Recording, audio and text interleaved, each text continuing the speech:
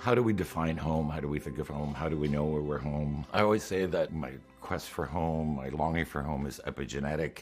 My mother leaves Cuba at 7 months pregnant, leaves her entire family behind, and I can only imagine I felt that. I was born in Madrid.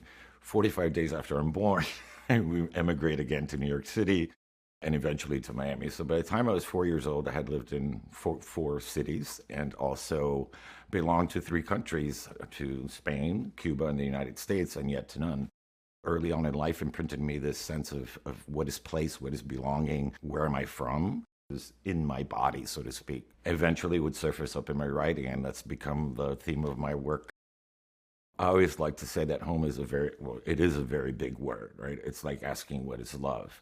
And the sense of what home means to us is constantly changing because we change, but also our surroundings change, our life circumstances change. I think some people think that you embrace your given culture, and I think that's sometimes misunderstood. I did not want to be Cuban because that was what my parents were, and that was what my grandparents were, and like, what teenager wants to be like their parents, right? So in a way, I grew up not, I wouldn't say rejecting my culture, but sort of like shunning it a little bit because I wanted to be American. I wanted to be Richard, not Ricardo.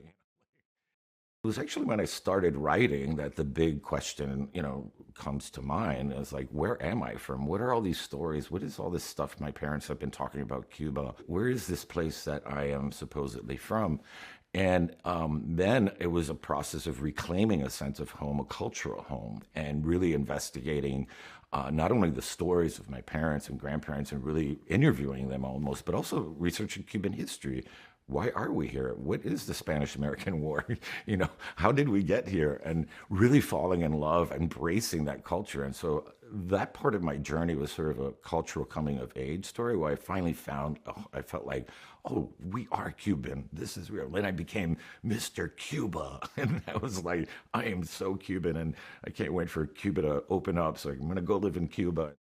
But then the reality set in that the Cuba that I longed for, the Cuba that I thought was really still the Cuba of my parents, that I was really also American and that I couldn't go back in time and just step into a life that I was not lived. I decided, well, let me move from the Republic of Miami and move to Hartford, Connecticut, the heart of New England.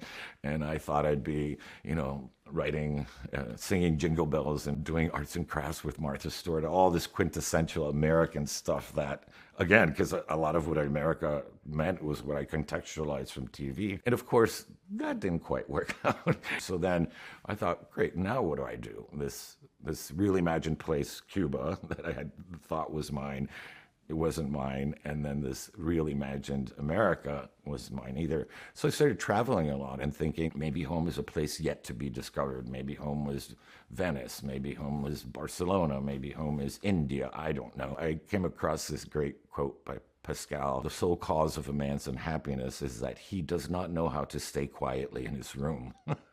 And I thought, what was that room I left? Maybe this is just a wild goose chase. So I moved back to Miami thinking I belong on the border, right? This is what defines my life. But then home was different because I had been gone 8 years, and the memories I had of Miami or what I thought was home, I thought I was just going to be able to come in and plug and play and just pick up my life where it left. That didn't quite work out.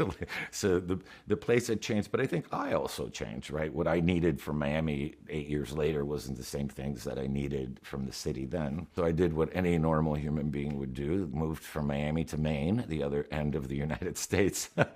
And in Maine, I found another kind of relationship to home, and that is nature. There's such prevalence and such a powerful sense of nature.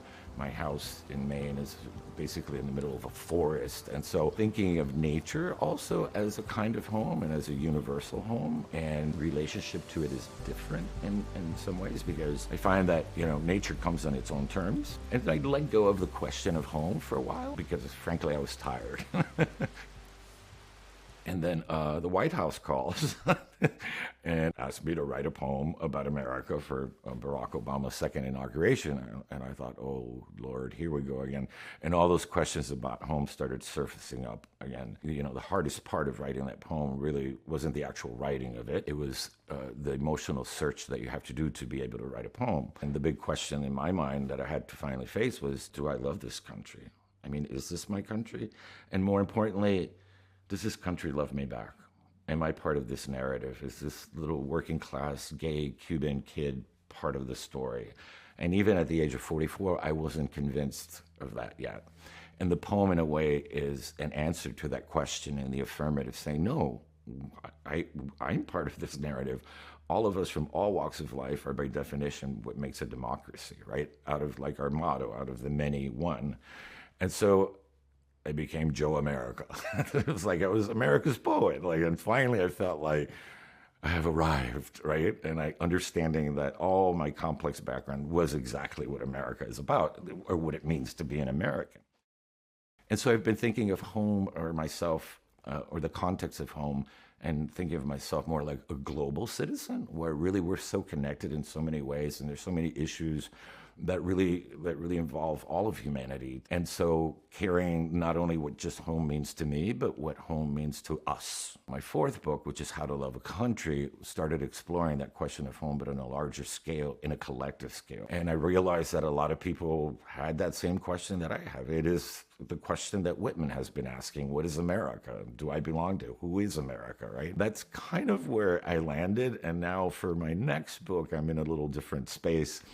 And I'm feeling like home, I never lost or gained a home.